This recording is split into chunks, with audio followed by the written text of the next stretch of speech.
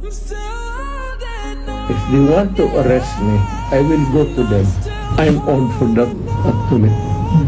Even if you kill me now, it does not scare me a bit. Kaligaya ko na lang magpahinga na.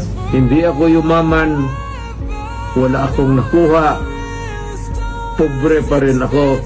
Marami akong ginawa na hindi nagustuhan ng iba. But I did it for my country.